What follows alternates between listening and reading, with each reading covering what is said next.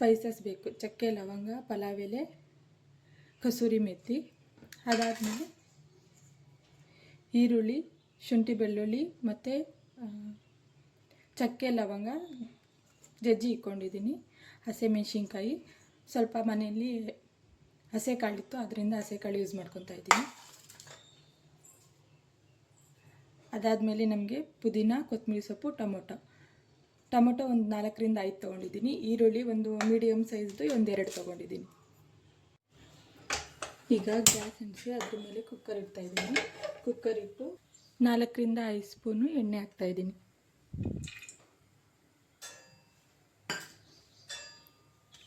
ಎಣ್ಣೆ ಕಾಯೋವರೆಗೂ ವೆಯ್ಟ್ ಮಾಡೋಣ. ಎಣ್ಣೆ ಕಾದ್ಮೇಲೆ ಸಾಸಿವೆ ಹಾಕೊಳ್ಳೋಣ. ಈಗ ಸಾಸಿವೆ ಚಿಟಪಟ ಅಂತ ಇದೆ.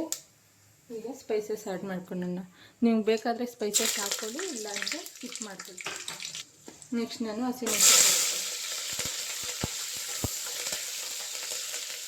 ಅದಾದಮೇಲೆ ಶುಂಠಿ, ಬೆಳ್ಳುಳ್ಳಿ, ಚಕ್ಕೆ, ಲವಂಗ ಜಜ್ಜಿಕೊಂಡಿದ್ದಲ್ಲ ಅದು ಹಾಕ್ಕೊತಾ ಇದ್ದೀನಿ.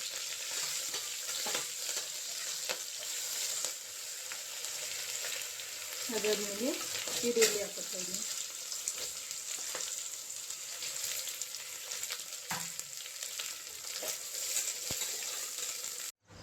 ಈರುಳ್ಳಿ ಬ್ರೌನ್ ಕಲರ್ ಬರೋವರೆಗೂ ಹುರ್ಕೊಳ್ಳೋಣ. ನಂತರ ಟೊಮೊಟೊ ಹಾಕ್ಕೊಳ್ಳೋಣ. ಟೊಮೊಟೊ ಆದಮೇಲೆ ಪುದೀನ ಸೊಪ್ಪು, ಅದಾದಮೇಲೆ ಸ್ವಲ್ಪ ಸಾಲ್ಟ್ ಹಾಕ್ಕೊಂಡು ಫ್ರೈ ಮಾಡ್ಕೊಳ್ಳೋಣ ಚೆನ್ನಾಗಿ. ಅದಾದಮೇಲೆ ಸ್ವಲ್ಪ ಅರಿಶಿನ ಪುಡಿ ಹಾಕ್ಕೊಂಡಿದ್ದೀನಿ.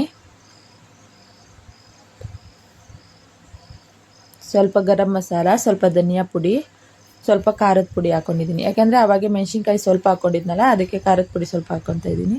ಈಗ ಅಕ್ಕಿ ತೊಳೆದಿಟ್ಕೊಂಡಿರೋ ಅಕ್ಕಿನ ಹಾಕ್ತಾಯಿದ್ದೀನಿ.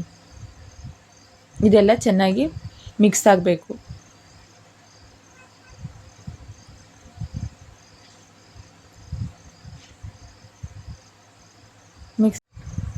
ಮತ್ತು ನಾನಿಲ್ಲಿ ವಾಟರ್ ಆ್ಯಡ್ ಮಾಡ್ಕೊಂಡಿದ್ದೀನಿ. ವಾಟರ್ ಆ್ಯಡ್ ಮಾಡ್ಕೊಂಡ್ಮೇಲೆ ಕೊತ್ತಂಬರಿ ಸೊಪ್ಪು ಹಾಕ್ತಾಯಿದ್ದೀನಿ.